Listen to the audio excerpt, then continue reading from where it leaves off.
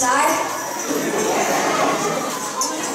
Ít tôi là thằng Tô, ít tôi là cây giải dùng qua, ít tôi là thằng trái hết.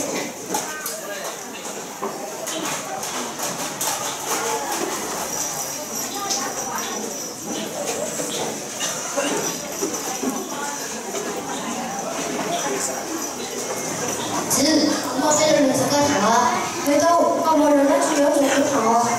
지, 아까 뭐 말했지? 나쁘려고 생각해도. Tôi đi đâu mà.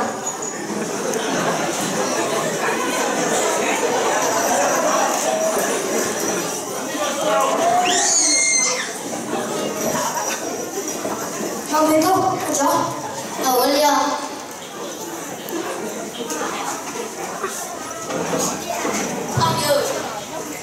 ô,你干嘛？我问你到唱歌，只不过有点前塞，然后我让我好好说一下。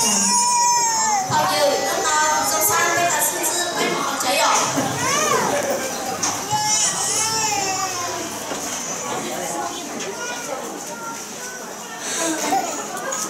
我考虑对了，啊，哎，你好，我叫慧宇。哦，跟着了朋友。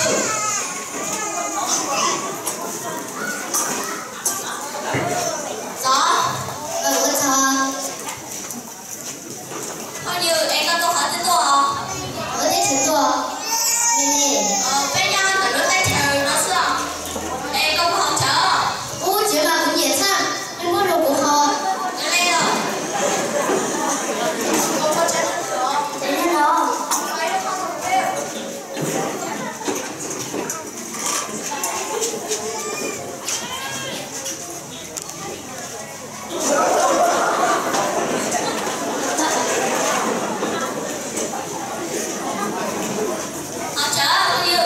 我操！好。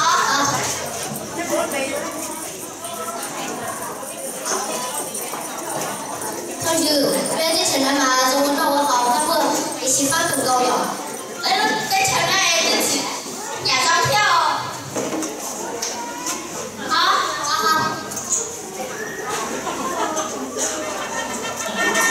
我上面的对了。Không chó.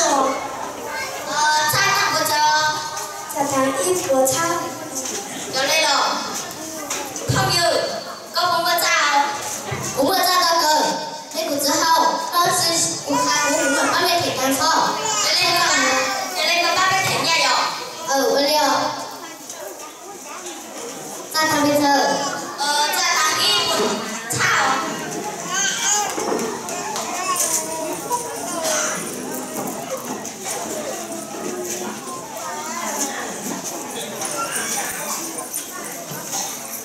等会儿。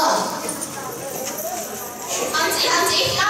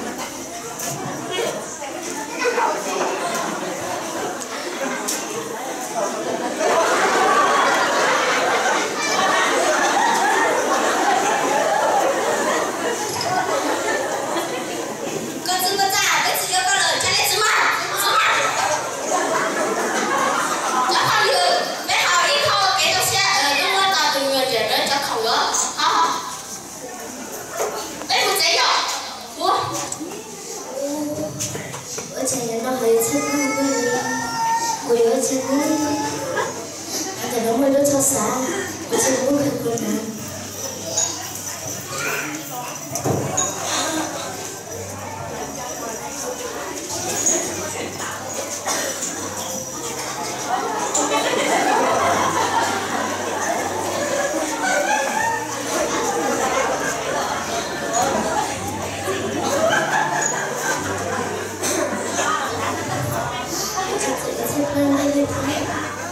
Chị chúa từ lúc lên đi.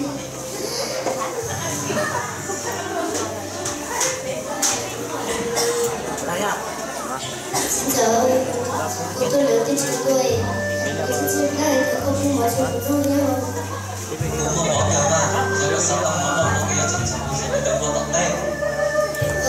Nhiều. Cậu giọng thì cho cô bạn cậu giọng hơn, chẳng sẽ là món nó.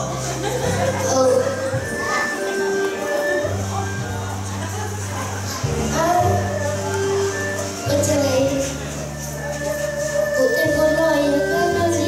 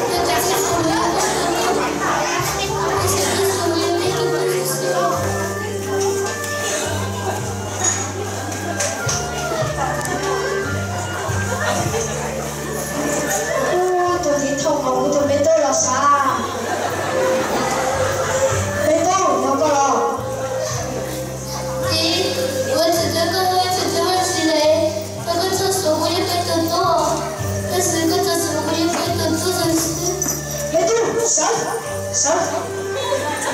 Chị sao cô lỡ bên đâu? Đi đâu? Cháu phải thế, bây giờ sai cho con chờ xong ra chờ được của tụi bên trong đó. Hai chờ cháu con xong ra chờ được của tụi bên trong sau.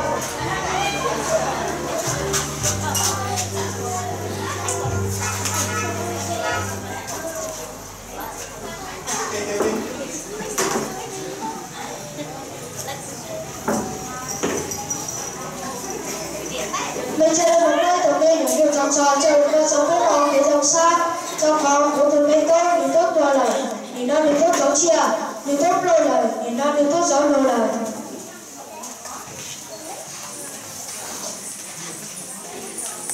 Bây giờ mình giao ra sự thay đổi là sư do những nhà nó nhớ cho bộ phong tới đồ cá không còn dư ngay còn ít một tháng ngày này còn đâu nên là tôi tốt bây giờ cái đầu như tôi thủ cho các sự hai người chứ thằng này mình cũng nên cho cái sổ hai người cháu này làm sự cho các sự hai người chứ